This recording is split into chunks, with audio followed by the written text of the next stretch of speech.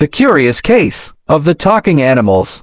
एक छोटे से गांव सेरेंडिपटी में एक अजीब वाकया रिवायत होने लगा। जानवर जो कभी खामोश थे अचानक बात करने की सलाहियत हासिल कर गए। अली और मोहम्मद, दो सागरी दोस्त, पहले वो इशारा करने वाले मौजूदों का सामना करने लगे। एक दिन खुशगवार सूरज की रोशनी में वो जंगल में दाखिल हुए, गांव की अजीब अफवाहों के बारे में दिलचस्पी रखते हुए। जब वो जंगल की गहराइयों में गए, ऊपर की शजरियों में हलचल महसूस की। उनकी हैरत को देखते हैं एक बातूनी बंदर नामी मोमो नीचे उड़ कर आया, जो उनका मुस्कुराता हुआ हेलो से सलाम किया। अली और मोहम्मद ने हैरानी से देखा और फिर मोमो के साथ जिंदगी भर के बातचीत करने लगे। मोमो ने इन्हें बताया कि एक राजी मौज के नामी चमकता हुआ मवाद जंगल के दिल में गिरा, जो कि जानवरों को बात करने की सलाहियत देने का बायस बना। जंगल जल्द ही एक इंसानों और जानवरों की मुखातबत का मरकज बन गया, जहां इंसान और जानवर आपस में बातचीत कर रहे थे। मोमो के रहनुमाई में अली और मोहम्मद ने इन जानवरों से मिलकर सीखा कि जानवरों की अपनी एक माशरत है, जिसमें रहने वाले कवानीन और हत्ता कौंसिल तश्कील देते हैं। दोस्तान की मदद से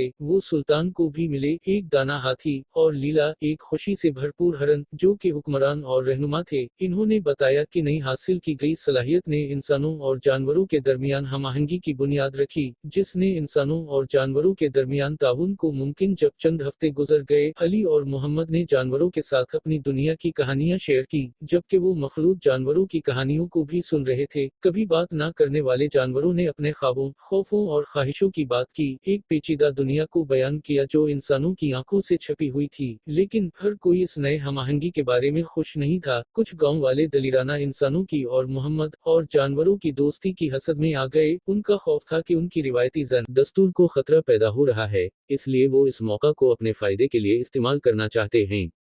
तनिश ज्यादा होने लगी थी। इस दौरान अली और मोहम्मद ने फैसला किया कि वो गांव वालों और जंगल के मुकीमों के दरमियाने रास्ते बनाने का अहम काम करें। अपने नए दोस्तों की मदद से वो गांव के मैदान में एक शानदार त्योहार मनाए, जहां जानवर अपनी मखसूस सलाहियतों को पेश करके साबित कर सकते थे कि इनकी सलाहियतें खौफ नहीं बल्कि एक फायदे की तरफ हैं।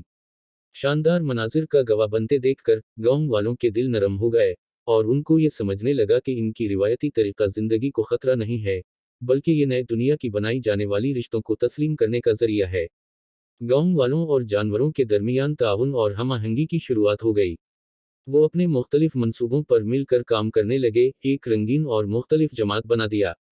वक्त के साथ चमकती हुई मौज की तस्वीर कम होने लगा, लेकिन अली, मोहम्मद और बात करने वाले जानवरों के दरमियान मौजूद रिश्ते की बुनियाद कायम रही।